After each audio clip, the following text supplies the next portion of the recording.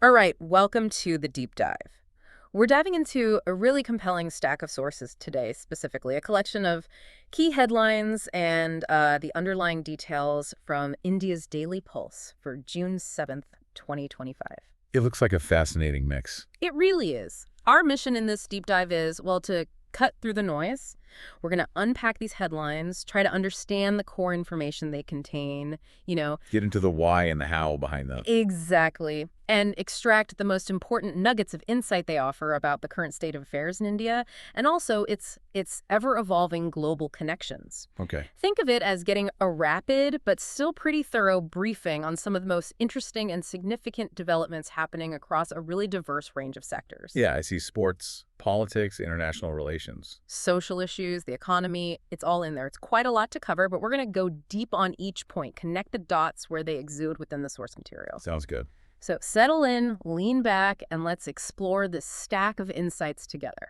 It's immediately fascinating when you look at this collection is how these seemingly quite different events, everything from a cricket trophy to, well, geopolitical maneuvers and social statements, they sort of weave together. Mm-hmm. They paint this complex picture of a nation navigating multiple, really intricate landscapes all at the same time.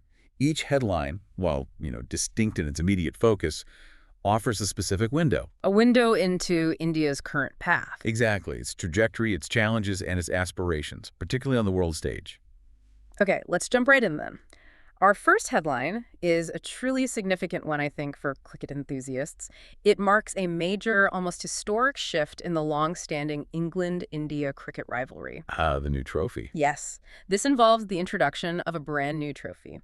What is this new trophy specifically, and where will it be contested? Right, so the core fact here is that the upcoming 5-match test series between England and India, it's scheduled to start June 20th at Henry.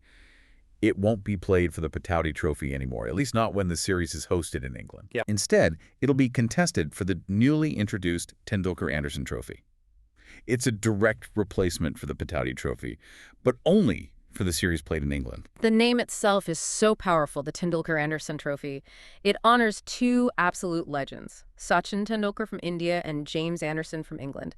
Putting their names on a trophy like that feels like a huge statement. It really does. Why specifically were these two players chosen for this honor? Well, the source material is pretty clear that this decision is about more than just honoring their incredible careers, in isolation. Okay. It's specifically aimed at celebrating their, well, extraordinary contributions to the game and recognizing their really memorable duels. Head-to-head. Exactly, which unfolded over 14 test matches between England and India. So the selection acknowledges not just their individual greatness, but the specific, compelling rivalry they created when their teams clashed. And their individual career highlights are just monumental. Sachin Tendulkar, often called the Master Blaster. Widely regarded, as the source points out, as one of the greatest batters in the history of cricket. Simple as that. Yeah. He played an astonishing 200 test matches for India, amassed a record 15,921 runs. But his impact went far beyond just the stats. He was, and really still is, a global inspiration. For generations of cricketers and fans. Absolutely. And then there's James Anderson, who has just had such remarkable longevity at the absolute pinnacle of the sport. It's incredible. Indeed. He holds the distinction of being the most successful pace bowler in Test history, with a remarkable tally of 704 wickets. That's the record for most Test dismissals by a fast bowler. Astonishing. And critically, for the naming of this trophy, the source highlights that he dismissed Sachin Tendulkar 9 times in their direct Test match encounters. 9 times. Yeah. That specific head-to-head contest was a defining feature of the India-England Test series for years. So it's definitely not arbitrary. It's a deliberate choice to link these two icons based on their direct competition as well as their overall impact. Now, you mentioned this replaces the Patowdy Trophy for the series in England. What's the background on the Patowdy Trophy, and what's the context around this change? Right. The Patowdy Trophy was established to honor the legacy of the legendary Patowdy family in Indian cricket, particularly Mansoor Ali Khan Patowdy, widely known as Tiger Patowdy, a revered Indian captain. A true icon. Absolutely. Now, the England and Wales Cricket Board, the ECD, which is responsible for the series in England, they did inform the Patowdy family about the change. Okay. However, the source notes there hasn't been a detailed official public statement from the ECB explaining the specific reasons beyond, the inherent recognition of Tendulkar and Anderson that the naming itself conveys. Right, it speaks for itself in a way. It does. And it's also important context that the Anthony de Mello Trophy, that remains the trophy contested when the Test series is played in India. So this change only applies to the fixtures hosted by England. Got it. And adding another layer of sort of poignancy to this introduction, the source mentions James Anderson's plans for the near future. Yes, this summer has been announced as his last in international cricket. It really does mark the end of an extraordinary era in the sport. It really does. However, he isn't stepping away from the game entirely. He will continue playing county cricket for Lancashire, and he'll also be taking on a role as a bowling consultant for England. Oh, interesting. So staying involved. Definitely. So his vast knowledge and experience will still contribute to the sport, even as his legendary international playing career concludes. Bringing back to the trophy itself, what does the introduction of the Tendulkar-Anderson Trophy symbolize more broadly? What's the feeling around it? It definitely adds a new layer of historical and, I think, emotional significance to an already intense cricketing rivalry. It elevates the specific Test series in England into a contest explicitly linked to two of the game's modern giants and their direct competitive history. It's more than just silverware. Right. It's a symbol intended to encapsulate a specific era of Anglo-Indian cricket, representing individual excellence and that direct competitive fire. It's a way the sport builds and celebrates its own mythology through its most iconic figures. Reflecting on that legacy aspect, having these two giants forever linked by this trophy, what does the specific decision tell us about how cricket, and maybe sports in general, choose to honor their past legends while engaging with the future? It feels like there's an increasing emphasis on mythologizing these individual careers and rivalries within team sports. It certainly underscores that trend, doesn't it? Modern sports branding and narrative increasingly leverage the fame and history of individual athletes to add layers of meaning and, well, excitement to competitions. Yeah, creates a story. Exactly. By naming a trophy after both Tendulkar and Anderson, cricket is explicitly highlighting the personal element within the team contest. It recognizes that fans are captivated not just by team victories, but by the compelling narratives of individual excellence and those head-to-head challenges. Makes sense. It's a smart way to connect historical epochs through figures that, frankly, transcend generations of fans. Absolutely. Okay, staying with cricket for just a moment, but shifting our focus to a player making what looks like a crucial return to form. Our next headline centers on KL Rahul. Who is KL Rahul, for those who might not follow closely, and what performances put him back in the spotlight? Sure. KL Rahul is a highly regarded Indian batsman, really known for his versatility across different formats of the game. He has just made headlines by scoring a very composed century, precisely 100 runs off 151 balls. Okay. And this was while playing for India A against the England Lions team in Northampton. This performance is significant because it marks a notable return to form for him in red ball or test match cricket. A century is always a milestone, of course, but the source material specifically highlighted the nature and quality of this particular innings. What did it reveal about his current state of form and readiness, especially with the big series coming up? That's a key point. The innings was described as demonstrating discipline, resilience, and controlled aggression. These are highlighted as crucial qualities for any batsman, but especially with the senior India team's upcoming Test series against England, in England, fast approaching. Right, those English conditions. Exactly. It wasn't a flashy, high-risk century. It was an innings built methodically under potentially quite difficult circumstances. Can you elaborate a bit on the conditions he faced and how he navigated them during his time at the crease? What was it like out there?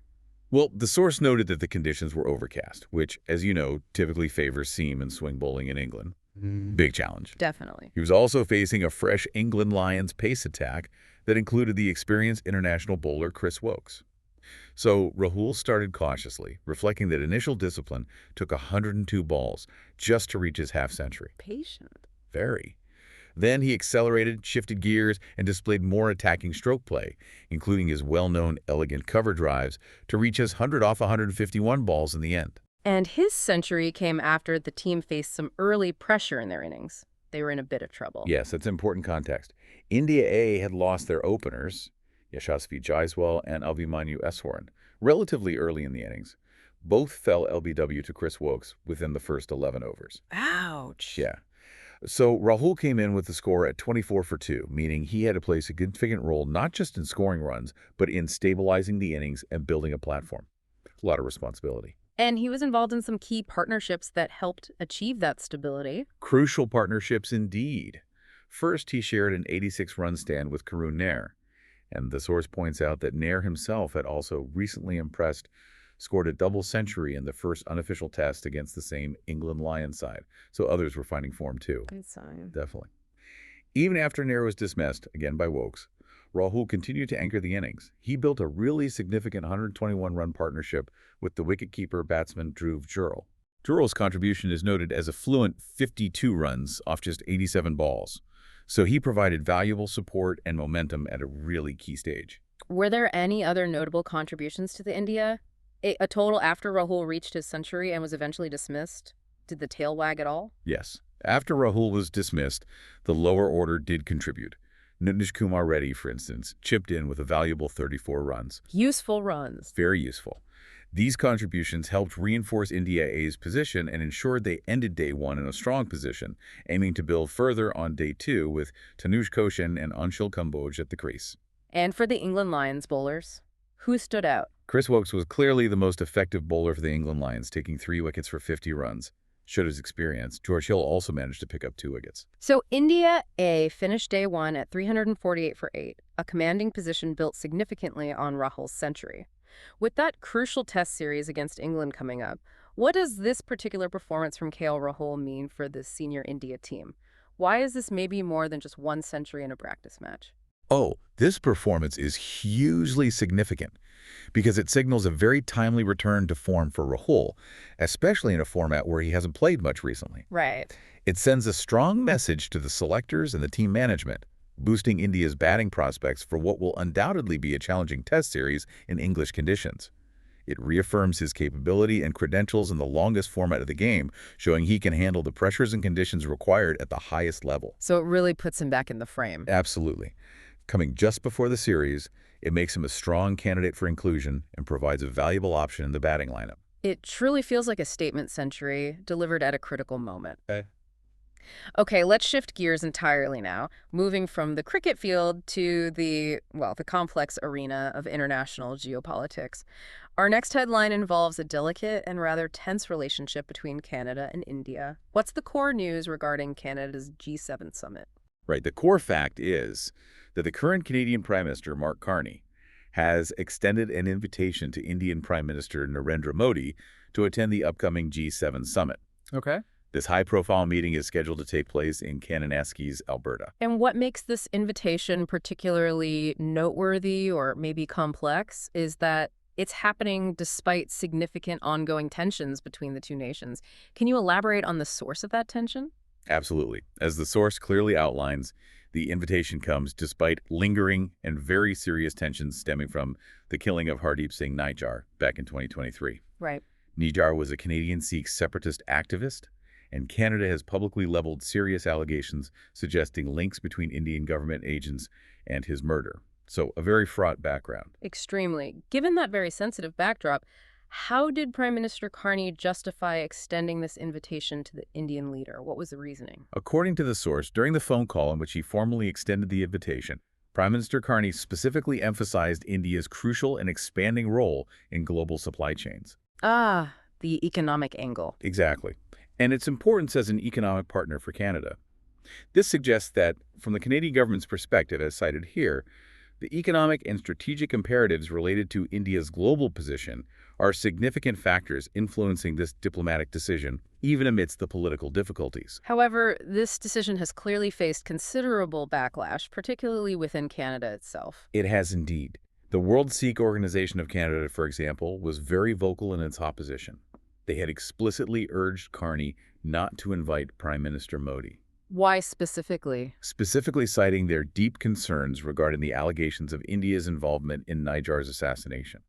The organization went as far as to call the decision a betrayal of Canadian values. Strong words. Very strong.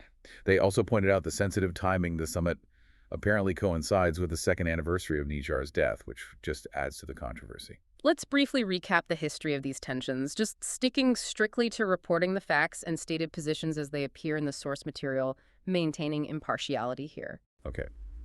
The source recounts that the relationship deteriorated sharply in 2023 after the then Prime Minister Justin Trudeau publicly stated in the Canadian Parliament that there were credible allegations potentially linking Indian government agents to Nijar's murder. A huge public statement. Massive. India's reaction, as reported, was to vehemently deny these allegations. India also issued counter-accusations, suggesting that Canada's stance was one that was supportive of individuals they termed Khalistani terrorists. So accusations flying both ways. Definitely.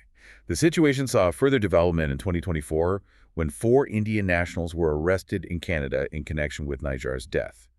The RCMP, the Royal Canadian Mounted Police, later made a statement referenced in the source, claiming they had gathered evidence of Indian government involvement, specifically in criminal activities within Canada.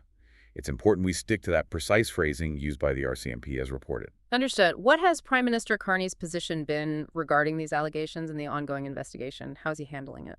According to the source, Prime Minister Carney has consistently maintained that law enforcement processes in Canada are independent and should be allowed to proceed without political interference. Separating the streams, essentially. That appears to be the position.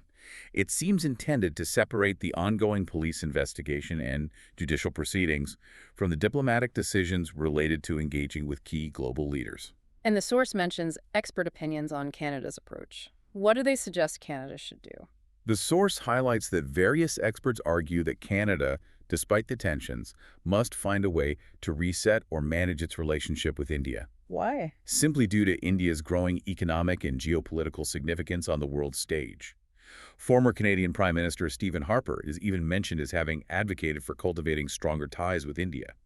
This reflects a perspective that India's strategic importance necessitates engagement, even through difficult periods. Were there other non-G7 leaders invited to this summit in Alberta? Yes. The source notes that, in addition to India, Ukrainian President Volodymyr Zelensky and Mexican President Claudia Sheinbaum also received invitations to the G7 summit. Okay. However, it was reported that Sheinbaum's attendance was unconfirmed at the time the source material was compiled. So, looking at the whole picture here, what are the broader implications of this invitation? It feels like a very visible tightrope walk, balancing competing interests. It is absolutely a classic example of the complex balancing act faced by nations in international relations. It really is. How so? Well, for Canada, it involves weighing the diplomatic and economic necessity of engaging with a major global power like India, crucial for areas like global supply chains, economic growth against the significant domestic pressure, and the very serious allegations regarding Nijar's killing. Right, the values versus realpolitik argument. Exactly. The invitation, despite the tension, underscores the reality that geopolitical and economic considerations often compel engagement, even when bilateral relations are strained by security concerns and allegations involving potential state actors. It highlights the intricate choices countries face when realpolitik appears to clash with stated values. Framing this as that classic case of realpolitik versus values, how does a country like Canada even navigate such an incredibly difficult path publicly and privately? It seems almost impossible. It often involves a strategy of, let's say, compartmentalization, trying to keep channels open for cooperation on vital shared interests like the global economy, trade, or broader geopolitical stability, while simultaneously allowing separate independent processes like criminal investigations and judicial proceedings to pursue accountability for serious allegations. It's rarely a comfortable or politically simple position. No, I imagine not. And as the backlash from groups like the World Sikh Organization demonstrates, these decisions are subject to intense scrutiny and require very careful justification of the strategic calculus involved. A complex situation with no easy answers that will certainly continue to be watched very closely. Moving on now, let's turn our attention to a significant social and religious development within India. Our next headline reports on a prominent religious leader issuing a notable decree, a fatwa.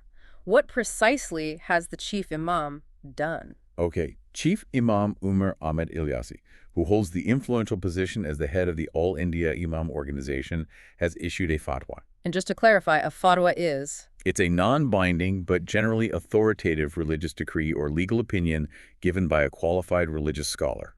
In this specific instance, the fatwa explicitly prohibits Indian imams, the leaders of mosques who typically conduct religious rites, from leading funeral prayers for terrorists killed in the country. Wow. That seems like a very direct and powerful statement from such a prominent religious figure. What's the broader significance of this kind of prohibition? It is widely seen as a very strong and, frankly, unequivocal stance against terrorism emanating from one of India's most influential Islamic clerics.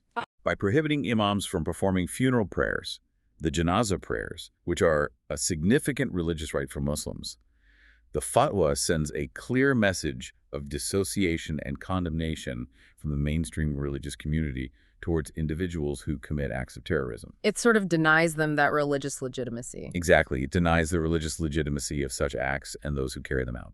And has this fatwa received support or endorsement from other figures within the religious community in India? Yes. The source material mentions that Kashish Warsi, who is the national president of the Indian Sufi Foundation, has publicly endorsed the fatwa, lending further weight to the pronouncement. What specific points did Kashish Warsi emphasize in his endorsement and commentary on the fatwa? What did he add? Warsi was quoted stressing the critical need for unity in unequivocally condemning terrorism. He highlighted that this stance must be taken regardless of one's religious affiliation. Universal condemnation. Precisely. He also offered a critique of certain countries, referred to as claiming to be Islamic, which he argued have failed to take sufficiently strong actions against terrorism. He suggested this inaction ultimately serves to defame Islam itself. Interesting point. He strongly stressed that Islam, at its core, is a religion of sacrifice and peace, referencing historical figures like Hazrat Ali and Imam Hussein as exemplary figures embodying these principles very distinct from the violence perpetrated by terrorists. And did Warsi call for any specific actions? He did. He used the opportunity to issue broader calls for action within the community and among religious leaders. He called for a social boycott of individuals who support terrorism or those who, through their actions, tarnish the image of Islam. A social boycott. Yes. He urged religious leaders nationwide to denounce terrorism in the clearest possible terms and encouraged the Muslim community to remain vigilant against anyone who might be conspiring against the nation or spreading extremist ideologies. What are the broader implications of a religious leader issuing such a pronouncement with this level of authority and endorsement? What ripple effects might it have? Well, this action by the chief imam and its endorsement spark important discussions about the significant role that religious leaders can play in actively countering extremist narratives and ideologies within their own communities. Taking a stand. Exactly. By taking this public and decisive stance, they are working to actively reinforce the message that terrorism is fundamentally incompatible with the tenets of Islam and should not be associated with any faith. It highlights the crucial importance of religious unity and leadership in confronting ideologies that seek to distort religious teachings for violent ends. And what kind of impact is this fatwa anticipated to have within Indian society and in the context of the government's efforts on security? The source suggests this move is expected to have significant social and political implications. It's seen as a valuable contribution to India's ongoing efforts to enhance national security and maintain communal harmony. How does it contribute? By issuing such a clear prohibition, it represents a deliberate effort to isolate and delegitimize terrorism from within the communities that extremists sometimes attempt to recruit from. It underscores the importance of religious authorities in making it clear that such actions are not sanctioned or supported by mainstream religious interpretation or community sentiment. It speaks to the immense power of religious authority in shaping narratives and actively countering extremism from within. How can such pronouncements from respected leaders actually influence community perspectives and potentially change behavior or attitudes towards terrorism on the ground? Well, when a figure with the moral and religious standing of the chief imam issues a fatwa like this, it carries significant weight and influence within the community. It provides religious clarity and justification for rejecting terrorism and its perpetrators, potentially removing any ambiguity for believers. Gives people backing. Precisely. It can also empower ordinary members of the community to speak out against extremism, to report suspicious activities, and to actively distance themselves from individuals or groups that espouse violence, knowing they have the backing of their religious leadership in doing so. It helps consolidate mainstream religious opinion against radical fringe elements. A very impactful development in the societal landscape, for sure. Let's move now to focus on a major development in a strategically important and often sensitive region of India. Our next headline is about a significant infrastructure project being inaugurated in Kashmir. What major project has been completed and put into operation? Okay, so Prime Minister Narendra Modi has officially inaugurated the Kashmir Rail Link. This is a project that's been under construction for a very long time and is anticipated to bring about significant changes in the region. What are the primary expected impacts of completing and opening this rail link, as highlighted in the source? What's the hope? The main expected impacts, according to the source, are a substantial boost to trade and tourism within the Jammu and Kashmir region. The improved connectivity provided by the railway is seen as a key driver for stimulating economic activity and facilitating the movement of people and goods. Now, the source mentions that the inauguration was met with reception across party lines, which is quite notable in the political landscape of Jammu and Kashmir. Can you describe how different political leaders reacted? What was the tone? Yes, it was interesting to see political leaders from various parties acknowledging the development, largely welcoming it as a significant step for the region's economic integration. But the source captures a real range of perspectives. Such as? Well, Justice Hasnain Massoudi of the National Conference Party praised the initiative, but crucially coupled his praise with an emphasis on the need to honor the constitutional guarantees for Jammu and Kashmir, suggesting infrastructure progress should go hand in hand with respecting political and legal frameworks. Okay, a conditional praise. You could say that. Then Mahbooba Mufti, the president of the PDP party, offered a more balanced view. She acknowledged the contributions of previous governments to the project, noting its long history. It actually began under Prime Minister Indira Gandhi way back in 1983, Wow, long time coming. while also crediting its completion under the current Modi government.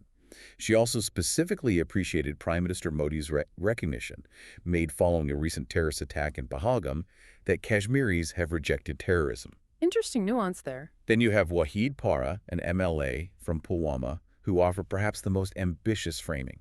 He described the railway metaphorically, building a bridge across centuries of separation, and articulated a vision of Kashmir potentially becoming a gateway to South and Central Asia through this enhanced connectivity. A grand vision. And from the ruling party, Altaf Thakur, the BJP JK spokesperson, hailed it as a truly historic achievement and explicitly referred to it as a symbol of national integration, highlighting its role in physically linking the region more closely with the rest of India.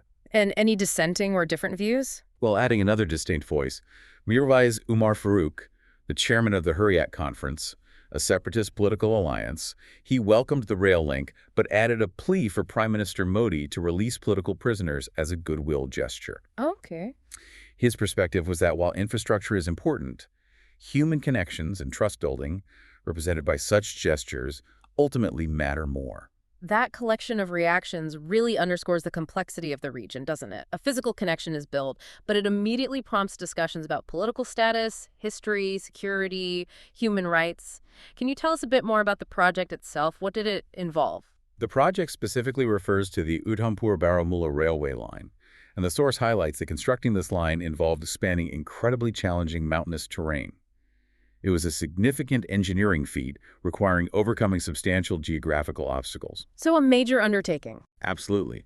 The hopes tied to this project are multifaceted, enhancing connectivity within the region and between J&K and the rest of India, stimulating economic opportunities through easier transport and access, and potentially contributing to regional stability by fostering greater integration and development. But as those diverse political voices show, it's clearly about more than just the train tracks, isn't it? It symbolizes more. Exactly.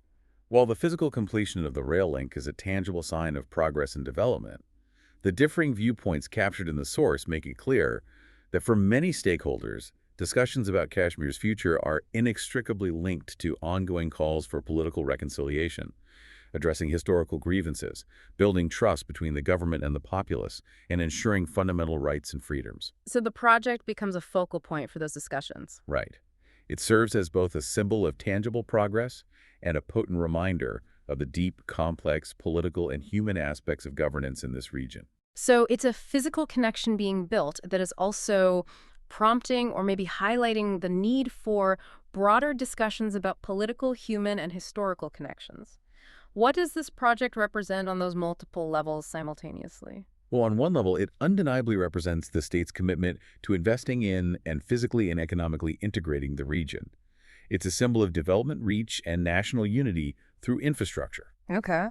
But by including the voices from across the political spectrum, the source shows that this project also represents an opportunity, or perhaps highlights the continued necessity for different kinds of connections, addressing political aspirations, facilitating dialogue, and fostering a sense of inclusion and trust alongside the physical connectivity provided by the railway line. It's a powerful symbol, but one loaded with different meanings for different groups. A significant development with deep layers of meaning. Now, we must address a deeply disturbing incident reported in the headlines. We need to focus solely on the reported facts and the official response documented in the source here. What happened at a hospital in Alwar, Rajasthan? Okay. The incident reported involves a 32-year-old woman who was allegedly raped by a nursing staff member. This horrific event reportedly took place inside the surgical ICU of the ESIC Medical College in Alwar, where she was recovering from surgery. Just awful. Yeah. Can you provide the key details of the incident as they were reported in the source material? According to the report, the incident occurred on June 4th. The woman had recently undergone tubectomy surgery and had been transferred to the surgical ICU for post-operative recovery. Okay. The report states that her husband was asked to wait outside the ICU. Later, the husband was reportedly told by hospital staff that his wife was experiencing side effects from an injection she had received. And the assault itself, how did it come to light? It came to light the following day, when the woman regained consciousness and was able to disclose what had happened. She reportedly stated that a male staff member had drawn the curtains around her bed and assaulted her during the night. What was the immediate response from the authorities and the hospital administration once this horrific allegation was made? Following the woman's complaint being filed, the police registered a formal case. The specific charges mentioned in the source are for molestation and rape. Okay. The accused staff member, identified as Subhash Gitala, was immediately barred from entering the hospital premises. The hospital administration also took action. They issued formal notices to the doctor and other staff members who were on duty in the ICU at the time, requiring written responses. And an internal investigation. Yes, the hospital formed an internal committee to investigate the matter thoroughly, and their findings were expected by the evening of the following Saturday. The source mentions the woman first informed her attending doctor about the alleged assault. What transpired after that, according to the report? Yes, the source details that the woman initially informed her attending doctor, identified as Dr. Deepika. Dr. Deepika then reportedly confronted the accused staff member, Subhash Gitala, regarding the allegations. And did. The hospital administration has stated, according to the source, that Gitala confessed to the incident during this interaction with Dr. Deepika in front of witnesses. A confession reported by the hospital, and the police confirmed formal action. Yes, the station house officer, SHO, of the local police station, Ajabadsara, confirmed to the source that a case had been officially booked against the accused, Subhash Gitala, under sections related to molestation and rape. What are the broader implications of such a deeply concerning incident, as discussed in the source? What's the fallout? Well, the case has, understandably, sparked widespread outrage across the community and beyond. It raises very serious and alarming concerns about patient safety, particularly within environments like an intensive care unit, where patients are at their most vulnerable and completely dependent on staff. Absolutely. It also brings into question overall hospital security protocols and the vetting and supervision of medical staff. The authorities are now under significant pressure, as highlighted, to ensure justice for the victim and to implement stricter measures and protocols to prevent such horrific incidents from ever occurring in medical facilities, places that are fundamentally meant to be sanctuaries for healing and safety. The investigation is ongoing. Emphasizing again the extreme severity of these allegations and the absolute critical need for a thorough investigation and clear accountability, focusing strictly on the facts reported in the source. Why is an incident like this particularly concerning when it happens in a place dedicated to healing, a place where individuals are often at their most vulnerable and dependent? Because a hospital, especially an ICU, is predicated on patient trust and vulnerability. Patients are there precisely because they are not well or have just undergone invasive procedures. They're often sedated, immobile, or unable to communicate effectively. Completely reliant. Completely reliant on the care, professionalism, and ethical conduct of the medical staff for their safety and well-being. For an alleged crime of this nature to occur in that environment represents a profound violation of that fundamental trust and a devastating breakdown in the duty of care. It shakes confidence in the very institutions designed to provide safety and healing during times of extreme vulnerability. The truly terrible situation demanding full investigation and accountability. Shifting our focus now to a different kind of vulnerability, this time impacting international students pursuing education abroad. Our next headline involves an Indian student in the United States. What happened to Shreya Bedi? Okay, Shreya Bedi, who is an Indian national studying in the United States, became the victim of a quite sophisticated scam. She was targeted by imposters who contacted her and falsely presented themselves as officers from ICE. ICE being Immigration and Customs Enforcement. That's right, a key U.S. federal agency. These scammers falsely claimed that she was in violation of U.S. immigration laws and, as a result, faced immediate arrest and deportation. High-pressure stuff. How did these imposters manage to manipulate her and extract money? What were the tactics? They used classic, high-pressure, fear-based tactics. They manipulated her into believing that she urgently needed to pay a bond to avoid being arrested and deported. Specifically, the source reports they instructed her to purchase $5,000 worth of Apple and Target gift cards. Gift cards, that's always a red flag. A huge red flag. Claiming these were required for the bond payment. And to maximize their control and prevent her from seeking help, they kept her on the phone for an extended period, 3 consecutive hours. 3 hours. Yeah, during which they strictly warned her against contacting anyone, family, friends, university officials. This tactic is designed to isolate the victim and heighten their panic. Yeah, it sounds like their deception was quite layered and sophisticated, going beyond just one person pretending to be ICE. It was. To make the threat seem even more credible and official, a second scammer reportedly joined the call. This individual pretended to be an officer from the Olympia Police Department, reinforcing the initial false claims and telling her there was an actual active arrest warrant out for her. Wow, piling it on. Exactly. This layering of fake authorities makes the situation appear overwhelmingly real and official to the victim. The source highlights Shreya Bededi's specific situation that made her particularly vulnerable. Can you elaborate on that? Sure. Shreya Bedi is in the U.S. on an F-1 visa, the standard student visa for academic studies. She's been in the U.S. since 2022, pursuing a master's degree at Indiana University, Bloomington. Okay. As an international student, particularly one relatively new to the intricacies of the U.S. legal and immigration system, she was understandably terrified by the threats of arrest and deportation. The pressure of being kept on the phone for hours and isolated made her feel completely trapped and unable to think clearly or verify the information. And what specific details did the scammers seem to know that made their false claims appear so convincing to her? That's often key in these scams. This is a key element of sophisticated scams, you're right. The source indicates the scammers possessed a worrying amount of specific personal knowledge about Shreya. They reportedly knew details such as her port of entry into the United States and her academic details related to her university enrollment. That's scary. It really is. Having this kind of specific information makes their claims about immigration violations sound disturbingly real and adds a significant layer of credibility to their deceit. They even added a false promise that a police officer would come to her location the following day to collect the gift cards and necessary paperwork, a collection that, predictably, never occurred. What is Shreya Bedi doing now, and what important message is she trying to share with others based on her awful experience? She is attempting to recover some of her financial losses through a GoFundMe campaign.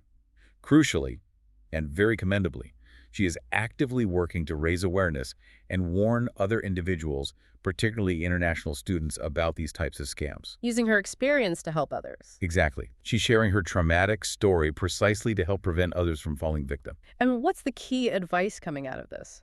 The most vital piece of advice that emerges from her experience, and which the source emphasizes, is a crucial warning for everyone, but especially those who might be unfamiliar with official procedures in a new country. Legitimate government agencies in the U.S. do not demand payment in the form of gift cards. Ever. Right. Nor do they typically ask for highly sensitive personal or financial information like bank details or social security numbers over the phone, particularly under threat of immediate arrest. Her advice is clear. If you receive a call like this, hang up immediately. Do not provide any information or payment. And if you are worried? If you're genuinely concerned, consult a trusted source like University International Student Services or a lawyer, or contact the official agency directly through their verified public contact information, not through information provided by the caller. That connection back to the listener is so important, even if you're not an international student yourself. Recognizing these tactics can protect anyone from various forms of digital fraud. What makes international students perhaps particularly vulnerable to this specific type of scam, and what more can be done to protect them beyond general warnings? Well, International students are often operating in a foreign legal and bureaucratic environment they don't fully understand. They might not know how legitimate government agencies like ICE or local police communicate, or what their standard procedures are. Yeah, it's unfamiliar territory. Exactly. They might also be isolated from their usual support networks of family and friends who could provide advice or just a reality check. Beyond issuing warnings, universities and educational institutions hosting international students have a key role here. They should proactively educate students upon arrival about common scam tactics and how official communications typically occur. Building strong relationships with campus security and international student support offices can also provide students with accessible, trustworthy resources to turn to when they receive suspicious contacts, reducing the likelihood they will panic and fall victim. Important advice that hopefully reaches many. Let's pivot back now to the world of sports, but to a different game this time. There's a major development happening for basketball in India. What is this new professional league all about? This is indeed a significant step for the sport in India. India has officially launched its first professional basketball league. Who are the key players behind spearheading this new initiative? Who's driving it? The league is being spearheaded by a company called ACG Sports Private Limited. They are partnering with the Basketball Federation of India, known as the BFI. The announcement of the league's launch was made in Mumbai. What will the structure of this new professional basketball league look like? Will it be traditional? The source details that the league will feature structured competitions in both the 5x5 format, which is the standard game, and also the more dynamic 3x3 format. Oh, interesting. Both formats. Yes. And importantly, these competitions are planned for both men and women, signaling an effort to create a comprehensive professional ecosystem for basketball talent in the country across genders. That's great to hear. Is there international expertise involved in setting up this league to ensure high standards from the get-go? Absolutely. The organizers have brought in significant international experience. Jeremy Lowlager, who previously served as the Chief Executive Officer of Australia's National Basketball League, the NBL. Ah, the NBL is well regarded. Very much so. He has been appointed as the director of ACG Sports specifically for this initiative. His role will be to oversee the league's development, with a clear focus on ensuring that international standards are met and implemented across various aspects: governance, competition structure, commercial innovation, the works. Tell us a bit about ACG Sports' history or background in Indian basketball that led them to this initiative. Have they been involved before? The source mentions that ACG Sports has a history stretching back about a decade, involved in grassroots efforts in India. Their work has centered on making basketball more accessible throughout the country and on establishing professional pathways specifically designed for young Indian athletes aspiring to play the sport professionally. So this league is a logical next step. It appears to be a major culmination of those foundational efforts.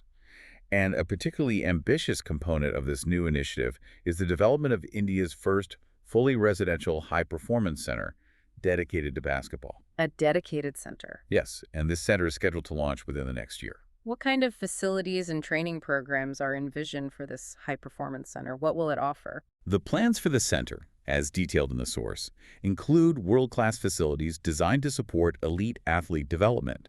It will feature top coaching talent, specifically being brought in from countries with strong basketball traditions, like the U.S. and Australia. Bringing in expertise. Definitely. The training programs will be comprehensive, catering not just to players, but also offering development opportunities for coaches and referees. And the center is focused on holistic development. Meaning the training will include attention to critical areas like player nutrition, mental wellness, and helping athletes maintain academic balance alongside their rigorous sports training. The whole package. What has been the Basketball Federation of India's perspective on partnering with ACG Sports for this league? Are they fully on board? The president of the BFI, Adhav Arjuna, is quoted in the source expressing praise for the partnership. He emphasized the long-term impact he anticipates this league will have on Indian basketball. He also highlighted the BFI's commitment, through this collaboration, to building global credibility for the sport within India by establishing this professional structure. How developed is the specific framework for the league right now? Things like team structures and competition rules. Are those details available? The source indicates that the detailed framework for the league, including aspects like team structures, specific competition formats, governance models, is currently under development. This phase involves incorporating input from global basketball experts to ensure the league is built on sound principles. So details are still being nailed down. What is the overarching aim or goal behind launching India's first professional basketball league at this time? What's the big picture? The clear overarching aim is to significantly elevate India's presence on the global basketball stage. This is intended to be achieved by fostering and developing domestic talent, strengthening the overall infrastructure for the sport across the country, and critically, providing a clear, viable, professional career path for aspiring basketball players in India. And more details to come. Yes, the source also noted that more detailed announcements regarding things like player participation guidelines and the operational protocols for the league will be rolled out in phases as the development progresses. Discussing the potential impact of a professional league on a sport's growth within a country, we've seen this transformation happen in other sports and other nations. What does this mean specifically for aspiring Indian basketball players who might have previously faced really limited opportunities for a professional career at home? Oh, this is potentially transformative for those players. Historically, the path for genuinely talented Indian basketball players to reach a professional level often meant trying to go abroad or facing pretty limited prospects domestically. Right, not much structure. Exactly. A professional league fundamentally changes that calculus. It creates a legitimate career path within India, offering competitive salaries, access to high-level coaching and facilities, and regular high-quality competition. Huge difference. It not only helps retain top talent in the country, but also makes basketball a far more attractive sport for young athletes to pursue seriously, knowing there's a clear and professional future they can aspire to achieve right here in India. It provides a visible summit for their aspirations, something concrete to aim for. A very exciting development for basketball enthusiasts and aspiring athletes across India. Let's shift gears now to a long-running saga involving a well-known Indian businessman who is currently residing abroad and facing legal issues. Our next headline covers new claims recently made by fugitive businessman Vijay Mallya. What has he shared and where did he share it? Okay, Vijay Mallya, who is, as you said, the subject of extradition efforts by India on charges related to alleged fraud and money laundering linked to his defunct Kingfisher Airlines. A very high-profile case. Extremely. He recently revealed some new details and perspectives. He shared these claims during a podcast interview. What is the central, most notable claim he made during this interview? The one grabbing headlines. His key claim, which has drawn significant attention, is that he claims he informed the then Finance Minister of India, Arun Jaitley, about his intention to depart for London in March 2016 before he actually left the country. Wow, okay. Can you provide the crucial context surrounding his departure from India in March 2016? What was happening then? Right. At the time of his departure on March 2nd, 2016, there was reportedly a lookout circular, an LOC, issued by India's Central Bureau of Investigation, CBI, against him. An LOC meaning? It's a notice issued by law enforcement agencies to immigration authorities to track or prevent the movement of individuals. However, Mallya asserted in the interview that he was unaware of this LOC at the specific time he left. He claims he didn't know about it. That's his claim. He also alleged that this LOC had previously been downgraded from a directive to detain him at immigration to one that merely required immigration officials to inform the authorities of his travel plans. This alleged downgrade has been a point of contention in the past. Right, I remember that controversy. And what was Mallya's specific account of this alleged meeting with Arun Jaitley just before he left? What does he say happened? Mallya recounted that he met with Arun Jaitley briefly within the premises of Parliament House just before he was scheduled to head to the airport for his flight to London. Okay. He claimed that during this brief encounter, he specifically asked Jaitley to instruct the banks to negotiate a settlement regarding his outstanding dues, implying he was seeking some kind of resolution before his departure. What was the media and political reaction in India when initial reports of this meeting between Mallya and Jaitley surfaced back in, I think it was 2018? According to the source, when reports about this purported meeting first emerged, they generated significant controversy. Arun Jaitley, who was the finance minister at the time, initially denied having met Mallya just before his departure. Flat denial initially. Yes. However, later, Jaitley publicly admitted to having a fleeting encounter with Mallya in Parliament. The source notes that this admission reportedly came after a member of Parliament from the opposition Congress Party publicly corroborated Mallya's claim that a meeting had indeed taken place. So, conflicting accounts initially. It's important we stick strictly to the source material here, presenting Mallya's claim and the documented reactions and counterclaims as reported. Understood. What is Mallya's broader perspective, as expressed in the podcast, on how he feels he has been portrayed by the Indian government and media? Is he feeling hard done by? Mallya expressed significant frustration in the interview regarding what he perceives as the Indian government's portrayal of him. He specifically stated his belief that officials and TV anchors in India want to see him imprisoned in Tihar jail, a prominent prison facility. Okay. Despite this, he maintained his stance that he intends to fight the legal battles he faces through the courts. He has been in the United Kingdom since March 2016. What reason does he give, according to his account, for not returning to India all this time? He claimed in the interview that it had always been his intention to return to India to face his legal challenges. However, he stated that he became unable to return after the Indian authorities revoked his passport, effectively preventing him from traveling back legally. That's his stated reason. Regarding the ongoing legal efforts by India to extradite him from the UK, did he discuss his legal positioning or any potential avenues he sees to avoid extradition? Yes, he touched upon his legal situation. He specifically cited a recent ruling in a separate extradition case, the Sanjay Bhandari case. What about that case? In that case, a UK court found that detention conditions in certain Indian prisons violated Article 3 of the European Convention on Human Rights, ECHR, which prohibits inhuman or degrading treatment. Mallya suggested that this precedent, regarding concerns about Indian prison conditions, might potentially prevent his own extradition back to India. Using that ruling as a potential defense, and what is his current status or outlook in the UK, as hinted at in the source? Is he still fighting? The source notes that while he lost his primary extradition battle in the UK courts, Mallya hinted in the podcast interview at ongoing legal proceedings. He also mentioned the possibility of seeking asylum in England as a potential alternative pathway to remain in the UK. Okay, so still exploring options. Framing this as Vijay Mallya presenting his side of a complex and lengthy story through this podcast interview, offering his perspective on the events. Why are these specific claims, particularly the assertion that he informed the finance minister before leaving, considered so significant or controversial in India? What's the big deal? Well, the claim that he informed the then finance minister about his departure just before leaving is highly significant because it directly involves a very senior government official at a time when scrutiny over Mallya's mounting debts and the actions of Kingfisher Airlines was intensifying, and potentially when a lookout circular was active. Right, the context is crucial. Absolutely. If true, it raises serious questions about why he is allowed to leave the country, especially if authorities were aware of potential legal issues or had issued an LOC.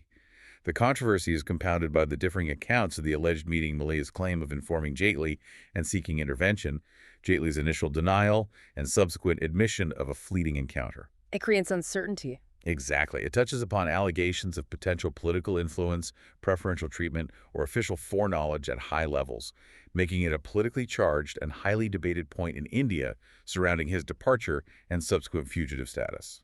A key detail in a complex legal and political saga that continues to unfold. Moving on, let's address a crucial aspect of modern conflict and international relations, the information war. Our next headline details a specific disinformation campaign. What kind of campaign is reportedly being waged, and who are the alleged actors and targets? Okay, this headline points to a coordinated disinformation campaign that is reportedly being conducted by both China and Pakistan. Their primary target is the Rafale fighter jet. India's frontline fighter. Exactly. A crucial and advanced aircraft in the inventory of the Indian Air Force. What event or development is cited as having triggered or intensified this specific disinformation campaign? Why now? According to the source material, the campaign intensified following India's recent airstrikes on Pakistani terror camps. This suggests the disinformation effort is directly linked to recent kinetic military actions and serves as a response or countermeasure in the information domain following those strikes. How is this campaign being carried out? What specific tactics are being employed by China and Pakistan, according to French sources cited in the material?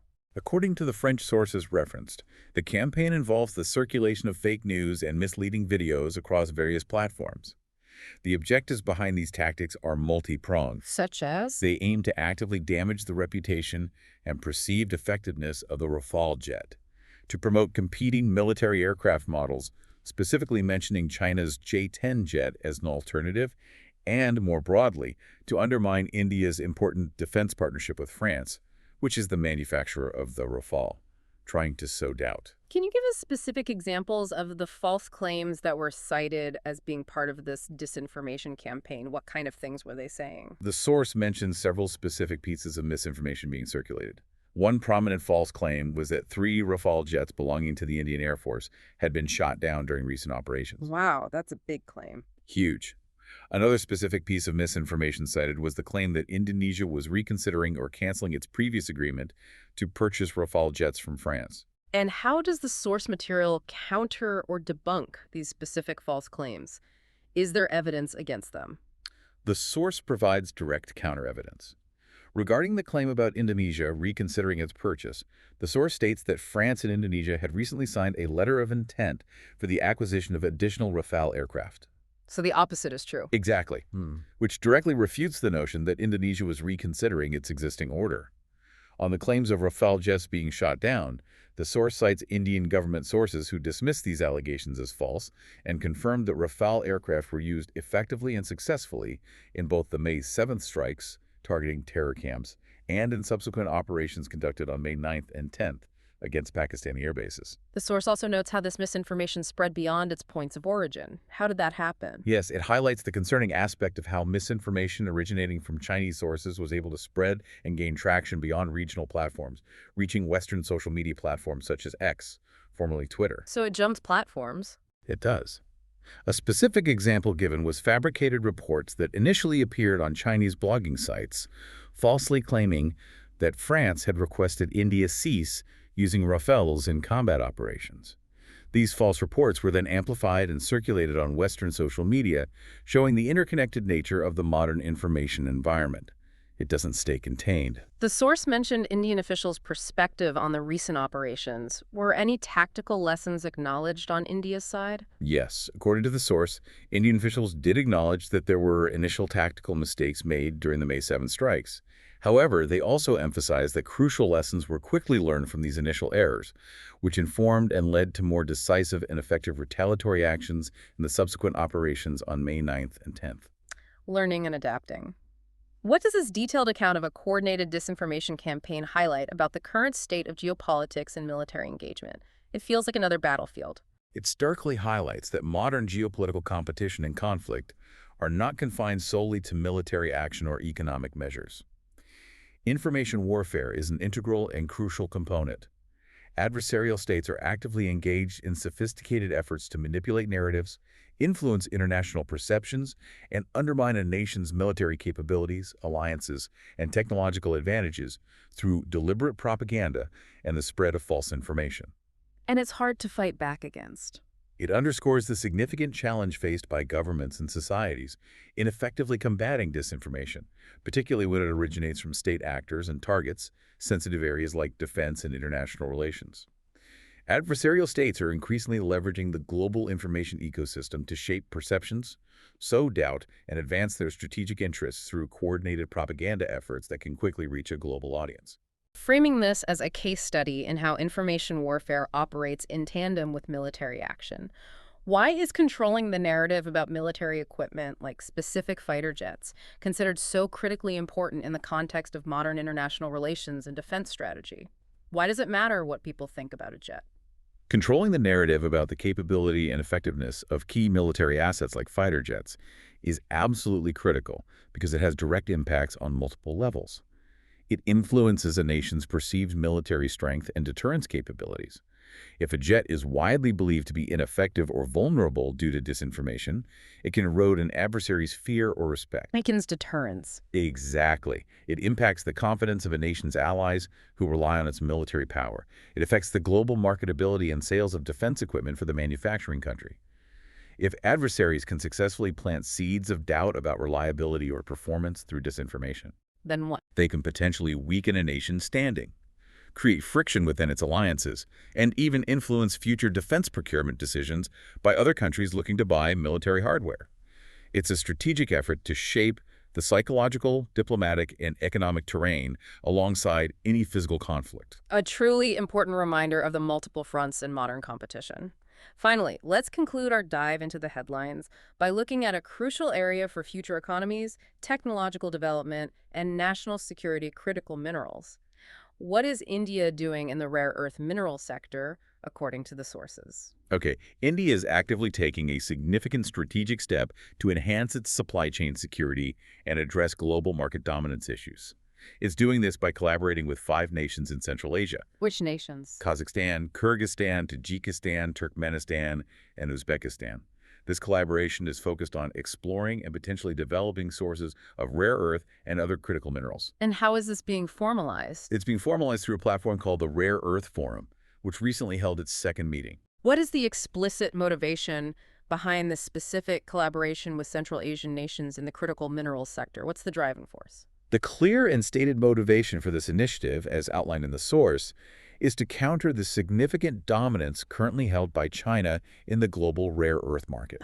The China sector again. Yes, the collaboration is aimed at fostering concrete cooperation between India and these Central Asian countries, not only in the exploration and extraction phases of these minerals, but also, importantly, in the development of resilient and alternative supply chains. Was this plan endorsed at a high level by the participating governments? Is there buy-in? Yes, the source confirms that ministers from India and the 5 Central Asian nations collectively endorsed this plan.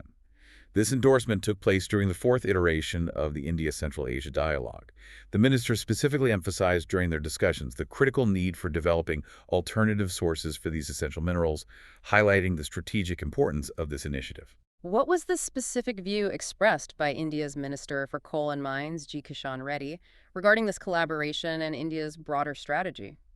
Minister Reddy stressed the absolute necessity of collaboration extending across various sectors. He highlighted that building a truly resilient critical minerals ecosystem within India and through these international partnerships requires concerted efforts from government agencies, industry leaders, research institutions, and even startups. A whole-of-system approach. Exactly. It indicates a comprehensive, multi-stakeholder approach is being pursued. What kinds of topics or specific areas were discussed at the Rare Earth Forum meeting itself? What were they talking about? The discussions at the forum covered a range of technical and strategic aspects. These included advancements being made in mineral processing techniques, the infrastructure improvements that are necessary to support mining and transport of these minerals. Logistics are key. Hugely important. Also, facilitating industry-led refining processes for specific critical minerals like lithium, nickel, and graphite, and exploring innovative financial models that can help mitigate the significant investment risks associated with these large-scale mining and processing ventures. Are there also domestic initiatives underway within India to strengthen its capabilities in critical minerals alongside this international collaboration? Is it happening at home, too? Yes, the source mentions complementary domestic efforts.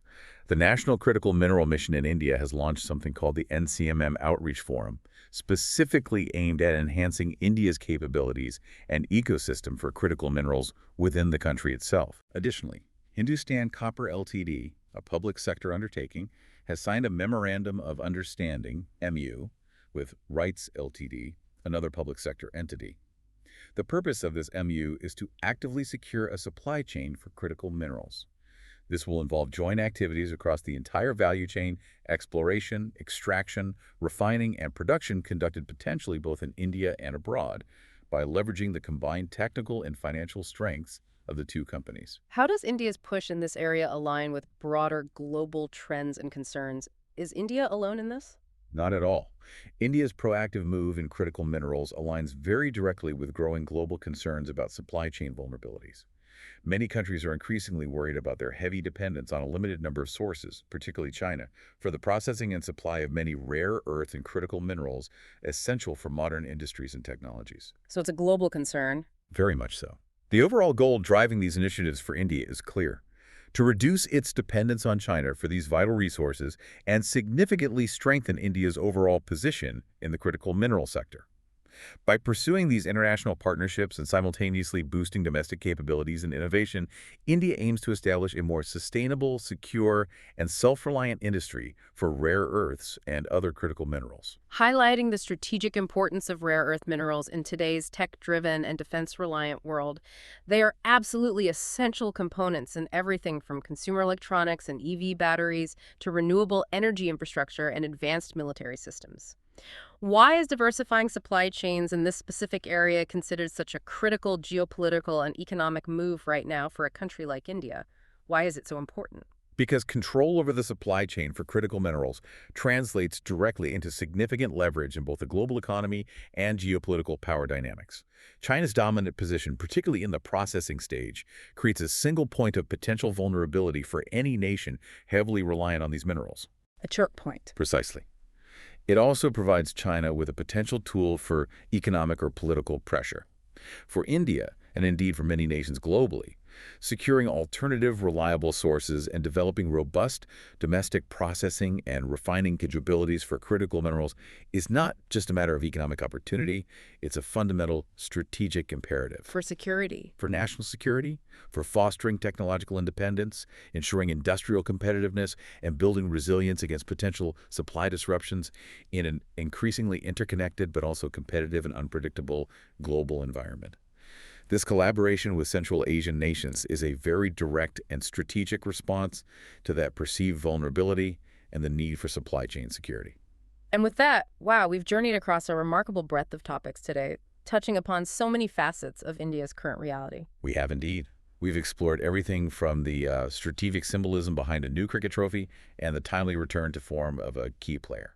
Navigated the complex balancing act of international diplomacy involving serious allegations amidst ongoing tensions, examined a significant social and religious statement against extremism, looked at the multifaceted meaning of infrastructure development in a sensitive region like Kashmir, delved into the urgent concerns raised by a disturbing incident regarding patient safety, Yeah, that was tough. explored the increasing threat of sophisticated digital scams targeting vulnerable populations like international students, detailed the foundational steps being taken to professionalize a sport like basketball in India, Big potential there. revisited a high-profile fugitive businessman airing his claims in a podcast, taken a detailed look at coordinated geopolitical disinformation campaigns, and finally, analyzed India's strategic efforts to secure crucial, critical mineral supply chains. It's a lot. It really does feel like these headlines, taken together despite how different they seem on the surface, offer such a compelling and detailed snapshot of India's current challenges, its aspirations on the global stage, its internal dynamics, and its multifaceted place in the world right now. Absolutely. The connections and patterns, once you look closer, become apparent. The interplay of domestic issues and security concerns with global forces, the constant negotiation between history and future development in areas like Kashmir, and the inherently multifaceted nature of both progress and challenges that characterize a large, dynamic, and rapidly evolving country like India. Thank you for joining us for this deep dive into the pulse of India on June 7th, 2025. And as you, the listener, reflect on the wide range of stories we've explored today, maybe consider this. How do the individual stories we've discussed, from the symbolism behind a cricketer's trophy or a national rail link being completed, to the complex reality of a global scam impacting a single student or a disinformation campaign targeting military assets, how do these ultimately reflect and maybe even shape the broader shifts we are seeing in technology, global power dynamics, and the very nature of human connection and vulnerability in the 21st century?